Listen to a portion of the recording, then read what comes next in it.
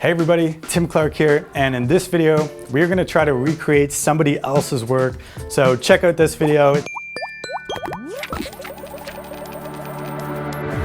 It's a really cool 2D animation by a gentleman named Alexander Tumanov.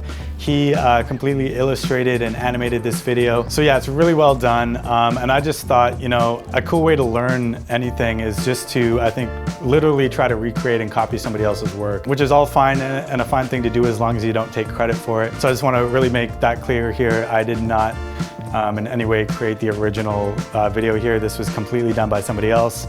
And if you're watching this video, you know, whatever I take away from this process, you can take away as well. There's a book called Steal Like an Artist. It's just all about the value of actually learning from other people's work and taking it. Everybody kind of takes inspiration from what they see around them. It's kind of impossible not to, but the whole art of it is then taking those concepts and things that you learn and making them your own. So without further ado, let's jump into it. I'm probably gonna do some kind of like a time lapse and just pause along the way to give my thoughts on whatever I'm learning.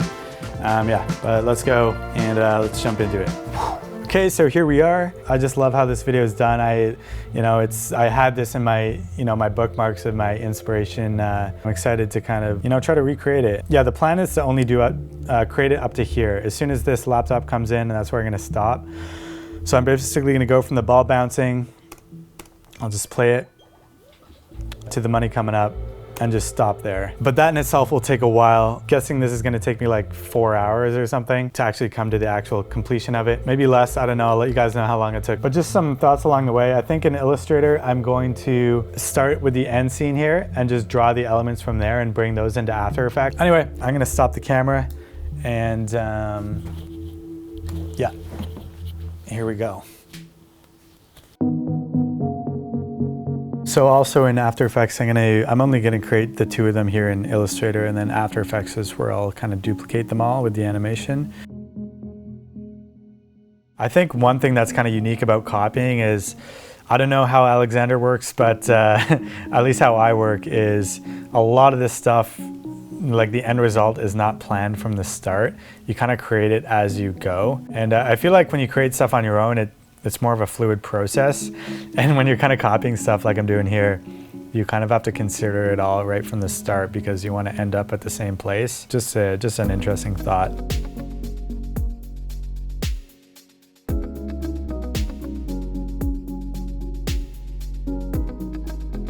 I think most of these little accents, like the circles and the dots and the lines, they're so simple, I'll just do them in After Effects. But anyway, let's jump into After Effects and see what we can do. Okay, so here we are in After Effects.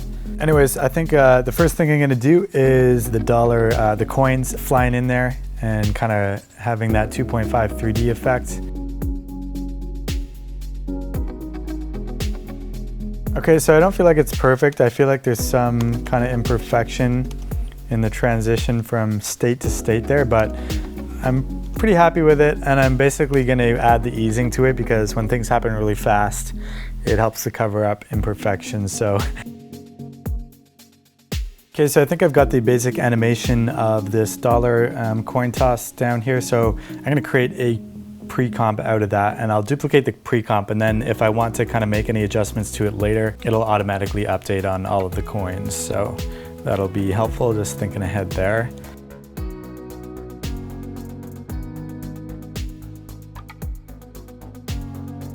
Let's try that. I feel like that's looking pretty similar. I think we're getting pretty close there.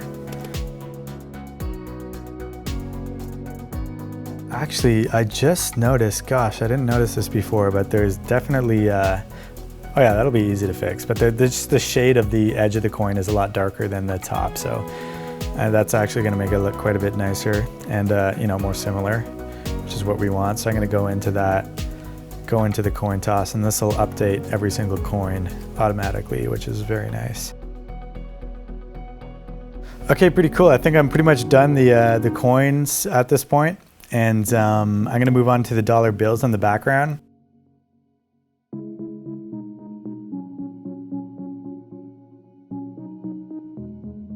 Okay, so we have got the dollar bill going pretty well here.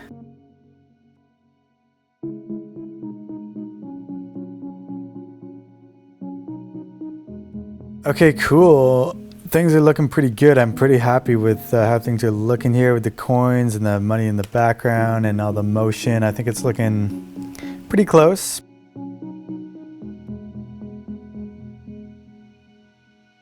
Okay, so I've been trying to figure out how to get this kind of liquid effect. Something that's kind of unique about this liquid effect is the fact that there's a stroke around it. So there's this blue outline to it. And it's taken me a little while. I can't really figure it out at the moment. So I think I'm gonna move on to the rest of the animation and may or may not kind of tackle that at the end.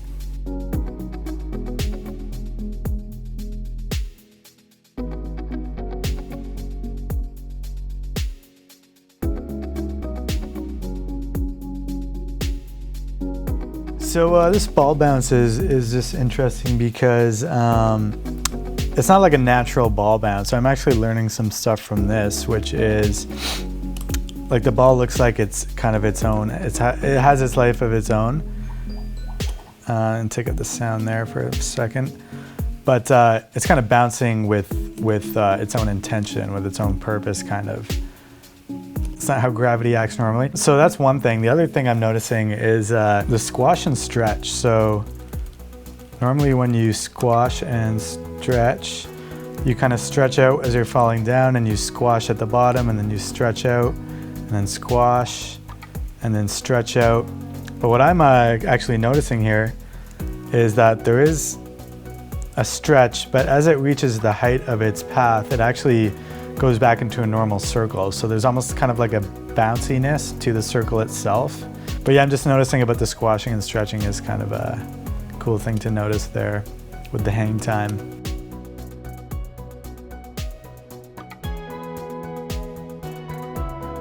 Cool, so things are looking good with the bursts. I just kind of finished off the burst there. Pretty standard bursts, just with using trim paths.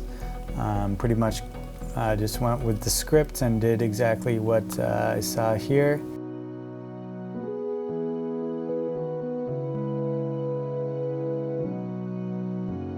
But yeah, pretty cool.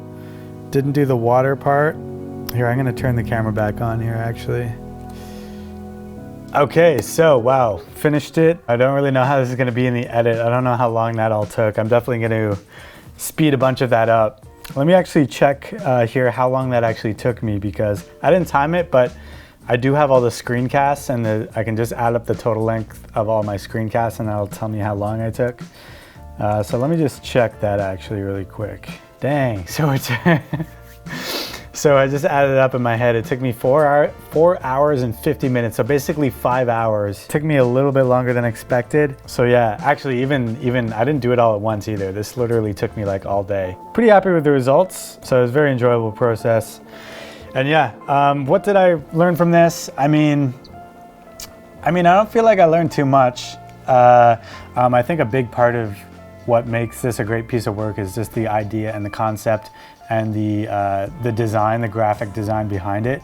Really nice colors being used, just the strategy of kind of having a lot of movement happening all at once. So it's not like, you know, the coins come in and then the cash and then the timing thing. It all happens like all at once. There's a lot of audio sound effects as well going on. So it's just a very engaging piece and it's very simplistic while at the same time having a lot going on. I learned a little bit about how the ball's bouncing. Usually when I think about animating a ball bounce, I don't think of it as having its own kind of character and life to it. So that was cool. Learned a little bit about squashing and stretching. And yeah, there's a little bit of just how things were animated that, you know, I haven't, for example, doing that curve in the dollar bill. I'd never really done that before. So I've done like ribbons, waving ribbons, but the fact that you spend so long just actually creating something really ingrains it in my mind. In the end, it was just a very enjoyable thing to do because it's a really great looking piece. So yeah, I think I'm pretty happy with the results. Did not get the water in the hourglass, so I doubt the guy who made this, Alexander, if you're watching, if you let me know how you got that water effect, that'd be really cool. But of course, no pressure. But yeah, so thank you everybody for watching. I hope to kind of continue this. Maybe I'll make a little series out of this of, you know, copying other people's work for the sake of learning from it. Anyway, thank you so much for watching.